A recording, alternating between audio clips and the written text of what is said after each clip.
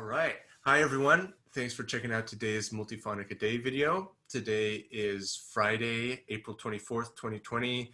We are indeterminately deep into self-isolation, but today is episode 33 of Multiphonic-a-Day, which is also episode 2 of Multiphonic-Every-Now-and-Then. And I'm really excited about today's guest. We have Leigh Sampson.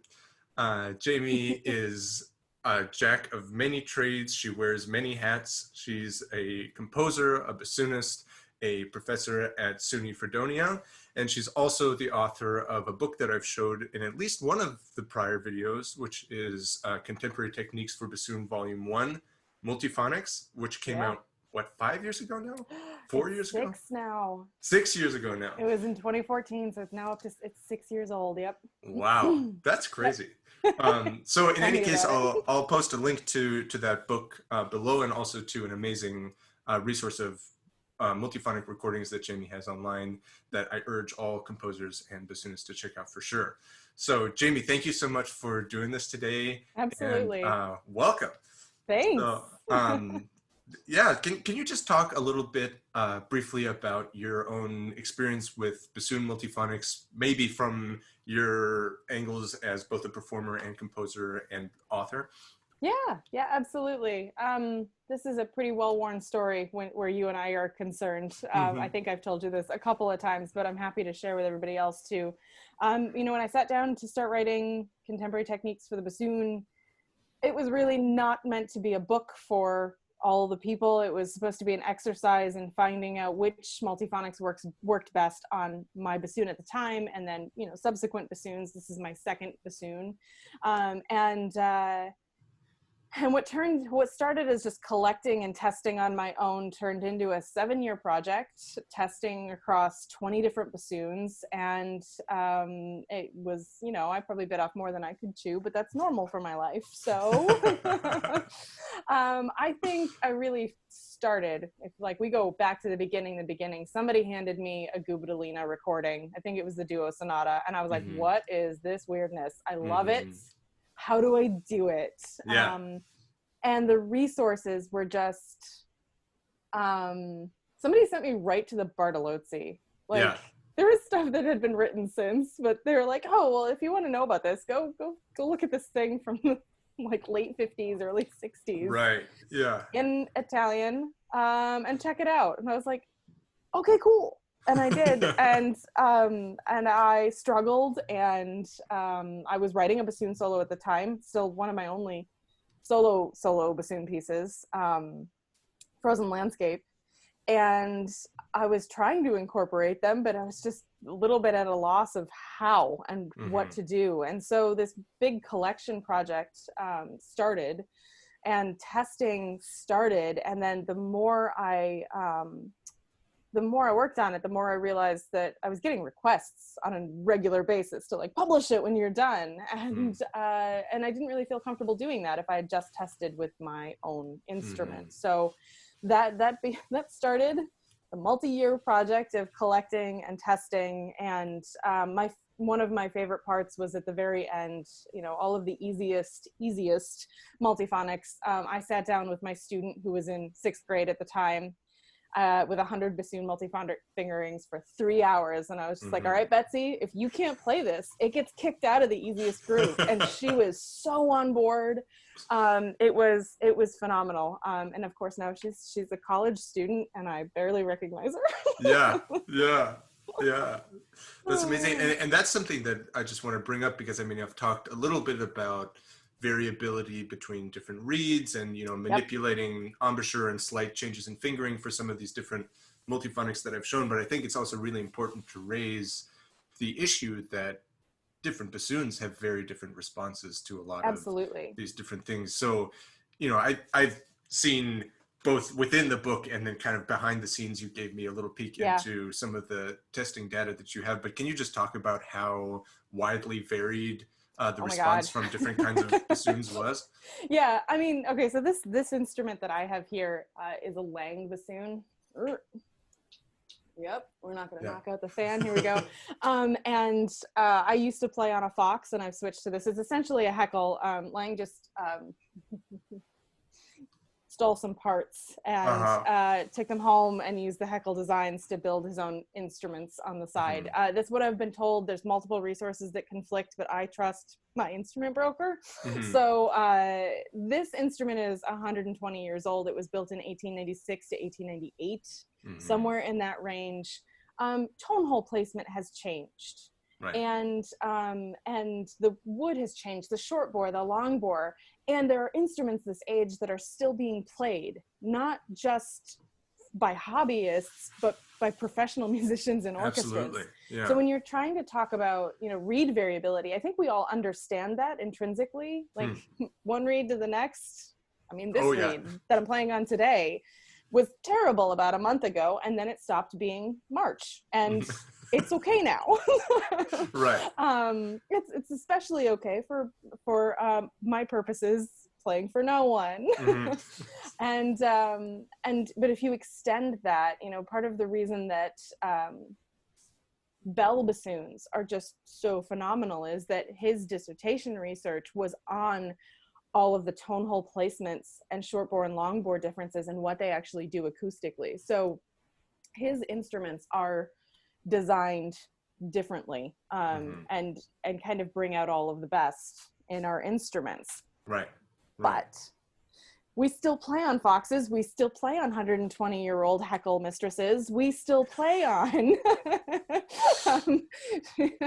on all of these other instruments. So we kind of needed a resource that was adaptable across those. So my goal in writing the book wasn't to find every multiphonic fingering there ever was and give it to everyone. It was to find the ones that are going to work for you, and they're going to work usually fast, but if not, then you've got some options for things to substitute as well. And that was my goal as a composer. I needed adaptability. Right. So that was primarily why it turned into the epic project that it turned into. Right. And now I'm in the midst of another epic project with our microtone collection, but we can talk about that later. I do want to briefly ask you about that, maybe after we do the Multiphonic-a-Day, because I had a couple of people asking me about microtones. I'm like, I don't know. I kind of, like there's someone who knows much more about this than me. Right? So first, can you just tell us about the Multiphonic that you're going to share today? Yeah, absolutely. I don't think enough people know this piece, so I brought it with me. This is Sebastian Fagerlund, which is maybe the best composer's name that there's been this century. Sebastian Fagerlund's solo piece, Woodlands. And Fagerlund wrote this as a kind of study piece for his bassoon concerto, Mana, both of which were written for Bram van Sambeek. And Dana Jessen just corrected my pronunciation of that less than 2 months ago. And with everything that's going on, I've already forgotten. So I apologize to him because I probably just said that incorrectly. But this piece is kind of a wonder. It's really tough. I've been working on it for a couple of years now. And I am just doing slow and steady work when I can. I don't perform. I perform a couple of times a month, and it's usually chamber recitals, contemporary music concerts, but a lot of my own music or my colleagues here in this area. So I've kind of given myself just the liberty to train for this like I would a marathon. And I'm not in any rush to perform it, but I have, worked up the very beginning of it from half tempo, and I've gotten, past half tempo, but I'm not pushing myself very quickly. And I think that's a good, kind of where we live right now. Right. Oh yeah. Make some progress, but don't be too hard on yourself. Right. And then the end has got, a lot of G5s, and I've played at F5 for about 2 minutes in my entire life on this instrument and with this style of reed, but I'm giving myself, again, like a lot of work up to it and a lot of slow endurance training for it.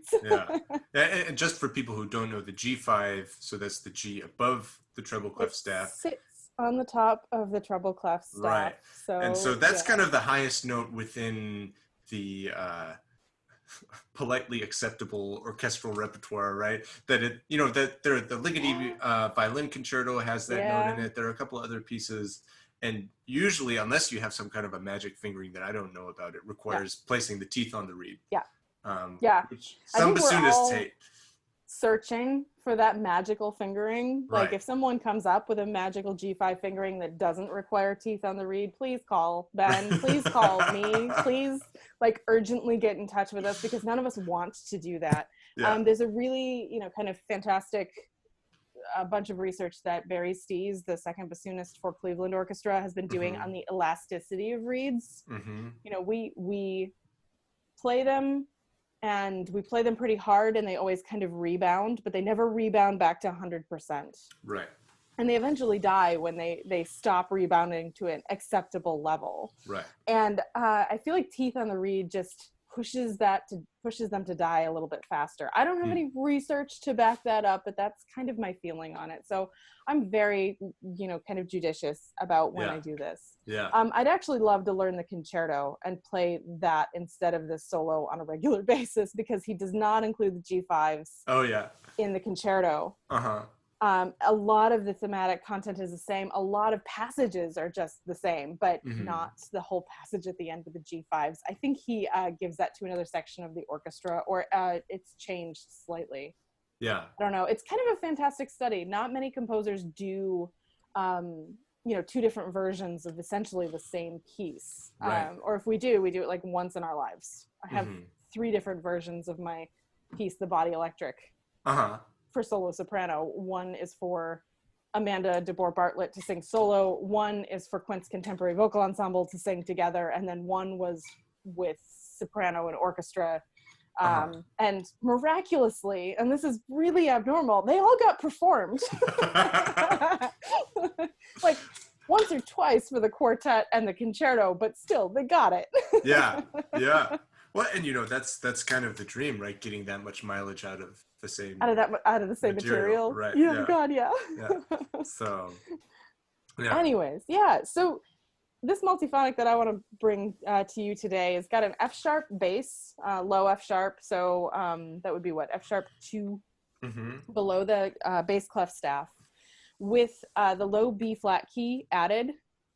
And it's a trilled multiphonic, so you're only going to hear like a dyad with the with that combination of low F sharp and B, and then I'm going to trill this first finger here, the B natural, and it produces, a kind of wavering between 2 different multiphonics. And the funny thing is, neither one of these are in my book, and I don't currently have my research at home to look at if we have eliminated them and they were in past things, or if this is kind of a new fingering. So, every book is essentially out of date almost as soon as it goes to print. Every factual, nonfiction research book. And I knew it would happen, and I'm totally cool with it. I just think it's also funny that I sent you this, and then I was like, I wonder if this is in my book. And the answer was no.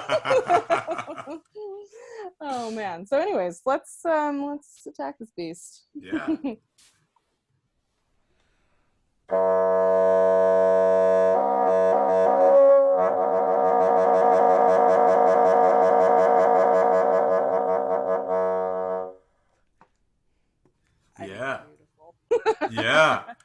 Yeah. And I love that, so often these multiphonic trills, if you have, like the bass fingering itself, the basic fingering of the multiphonic with the B flat key is interesting on its own, but then when you start disrupting it with this trill, it triggers like all this really interesting interference and brings in these noise components to the sound that are my very favorite thing about that.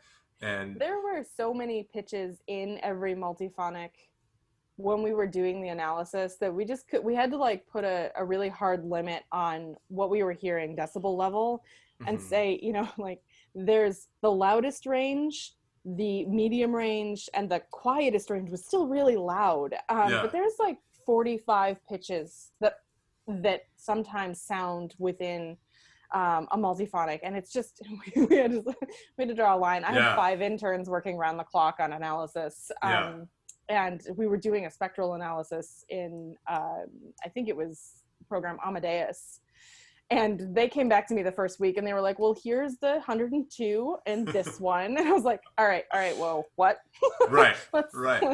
let's compare all of these results and then take a step back, because you guys are never going to finish if we're looking for all of this. So let's just calm that down. And of course, decibels are relative based on range. Right. So it's not a perfect system, but it was as scientific as we could make it. Right. Well, and then add to that the problem of there being summation tones and difference tones and all these things that sometimes are much more audible than the frequencies that are showing up on the spectrogram, and it's just such a complicated thing. Absolutely. I don't think there's a way ultimately to like completely represent one of these multiphonics on the page. No, right? No. Which is why in the book I opted for like, these are the ones you're probably going to hear. Right. This is the ones that like popped out on 6 or more of the, or 10 or more of the bassoonists who tested. And that's all I can give you. Right. With certainty. Right. Yeah. Yeah. Well, and that's, that's about as good as you can ask for with these things as a composer, I think. Yeah. And, of course, for performers, as we're learning these techniques, we try to make them as reliable as possible. But there's this inherent instability in all of them, which is what makes them wonderful, right? Yeah. I mean, and maybe on flute, maybe oboe, maybe clarinet. There are things about those instruments that make them have a shorter lifespan. You don't see many 120-year-old clarinets. And oboes, once they get past 15 years, 10 years sometimes, you really need to move on to your next instrument. And so, we have so many variables because of the age of our instruments. And a number of makers that have been out there. There's a lot more uniformity in the other instruments. And we also have 9.5 foot of tubing to deal with. So we've got so many options and so many results. So I think it's just kind of wonderful. We make a really raucous mess. That's my goal. It's my whole goal. It's just... This is, I admire that goal and am with you in pursuing that.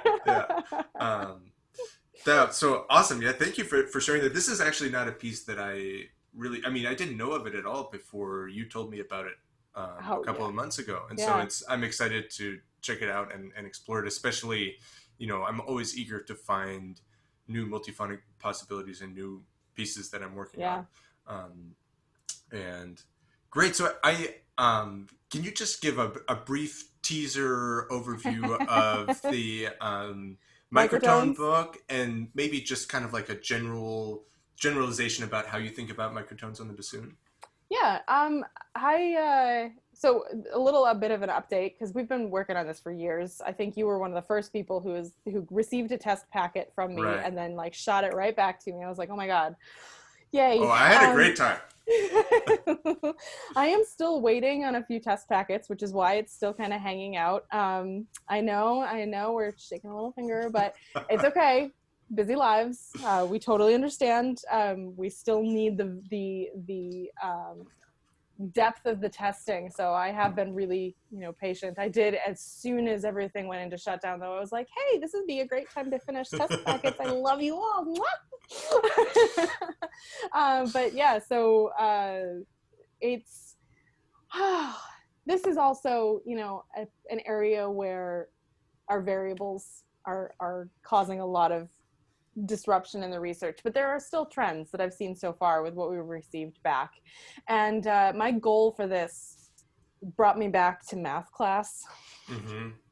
I am trying to find fingerings for us that come closest to being in tune right away, no embouchure manipulation, or very little beyond what we would normally do in that range. I really strongly believe that voicing microtones and multiphonics is as important as having the fingering. I don't like, oh, that one didn't work, let's find a substitute. I gave the substitutes in the book because sometimes we desperately need them, but a lot of times we just skip over the process of, well, what if I try this with a high G4 embouchure setting and throat setting and things like that. And I really do think of it like settings on a camera. I quite literally call the opening of my throat the aperture, because it's, sometimes I push it further open, sometimes I constrict it in order to get the results I want. And so the goal with this was to find microtone fingerings that fall as close as possible to the original embouchure settings of that range, with the lowest standard deviation between all 20 bassoonists. Yeah. So the ones that are falling like there's a band of bassoonists doing this area of microtones, rather than, yeah, they mostly fall here, but we've got 4 that are way out here. I want that standard deviation to be nice and low. So, sorry, I am trying to get into this. There we go. Wanted to make sure we're still recording. I got a weird screen on the laptop that's got the recording set up. That's not okay. So I don't know whether that's really a philosophy for me, or it's like a multiphonics philosophy extended, is that, you know, we have to try and aim for the lowest number of variables, not valuables, although we're bassoonists, so. Yeah, so the book is testing not only microtones but also timbre alterations as well, and there's kind of a divide in those as well, because there are some fingerings that do timbre alterations, but they have like 4 or 5 departures from the original fingering. But a lot of times we don't want those that are so far away. I don't want to change 5 fingers to get to a timbre alteration. I want something I can trill. Usually, or do a double trill where I have a standard note and then a lighter and a darker. Those things are ridiculous and amazing. First time I heard a double timbre trill was in an oboe quartet, and there were like 3 of them doing it and one person playing a melody, and I was like, oh my god, feels like the room is falling apart, but that's cool. Welcome to a new phase of my life. Double timbre trills everywhere. So yeah, that's a little bit about what's going on with that, and I'm just hoping in the next 9 to 12 months that I can put that book out. Yeah, we're down to just the last few people who are testing, so it's gonna be a pretty fast turnaround process. I hope, cross your fingers, knock on wood, whatever you do, to make things happen faster. Yeah, I'm really excited for that to come out, and it was really interesting for me to, you know, go through all these different fingerings that you had collated and test them, because, you know, my experience with playing microtones is I'm able to, basically throughout the range of the bassoon, I'm able to get something pretty close to at least a quarter tone, and it's just a combination of certain fingering, you know, additions and subtractions, and then manipulating the embouchure sometimes, you know, to an extreme degree, right? That it's like with some of these fingerings, especially in the tenor registers, like, you know, you can add something that slightly makes it sharper, like 10 cents, and then you squeeze it up another 40, an additional 40. Right. Ooh. You know, which, go ahead. Yeah. No, my goal is to like not need that. Right. Because we've got some pretty solid ones going, I think, and when you're working quickly within a register, you really don't want that. If you're jumping, you know, and we're bassoonists, so we do that a lot, then that's one thing. We're going to have to go through the embouchure manipulation anyways, but if we're playing a microtonal scale, we don't have time to do that. And that's actually going to be part of the next step in this process, is putting together etude books and studies on microtonal scales, arpeggios, things like that. I've had a composer contact me and say, you know, I know you're really working on quarter tones, but have you thought about dividing the scale into, crap, I can't remember what it was.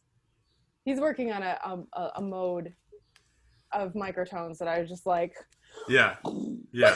I mean, once you get deep into that JI stuff, it's really dangerous, you know. It's like you get sucked into this black hole, and it's amazing. And I mean, it's like, you know, I'm so jealous of string players who have, you know, basically total flexibility in terms of moving in between the chromatic pitches, and, you know, you see this repertoire, you know, like the Haas string quartets, for example. Oh my God, yes. That are just like, you know, it's just, I saw the Jack Quartet do the 9th Haas quartet recently in Chicago, which is one of the ones in Total Darkness. And it's just like, it's a totally transformative experience. And, you know, I don't think that we as bassoonists will ever have access to quite that kind of specificity in terms of the JI stuff. But I think what you're talking about is a significant step in the direction of us having much more precise and complete control beyond just the, you know, 12 pitches of the chromatic scale. Well, and I think what's going to make a difference for us is that it's going to be up to the individual player. You know, I can get you as close as I can with the research that exists right now and the testing that we're doing to, you know, make sure that it's reliable. But it's going to be on the individual player to break it down into what works on this instrument with this reed. And for us, this is everything. You know, if you are working with reeds that have too many variables, which honestly, as a bassoonist, composer, teacher, author, I do. I mean, I don't have all the time in the world to make reeds. I make it and it works, or it doesn't. I work on it a little bit. I have played some concerts in the past 12 months on a reed that I wasn't proud of. But, you know, unless my life changes significantly, that's going to be my future. Yeah. And so, you know, unless I have consistent reeds, I'm not going to have consistent microtones. And the more I can do to get to know my instrument and my reed setup and make sure that they are as consistent as possible, the more I'm going to be able to test exactly what works on here. And I think that is the level that we sometimes miss, because a lot of people are looking for the answer in a book like mine. And the thing is, my book is, here's the map. Yeah. Right. Right. Like it's almost like take the journey. Here's some part of it. Yeah, like here's some information that is an invitation for you to get even further into the trouble that you're already in. Right? Yeah, there it is. Yeah. So well, thank you so much for, you know, all that you've done in this research. I think it's really important, you know, both for bassoonists and composers, and thank you for coming on today and sharing this. This was awesome. Absolutely. Anytime. We can nerd out on Multiphonics until the cows come home. I also know that most of your videos are only like 10 minutes long. I think we surpassed that by a bit. Oh yeah, you might be tied with Tim McCormick for longest video at this point. But, yeah, so fantastic. Yeah. Well, thanks so much for having me, and anytime. Yeah, thank you, Jamie.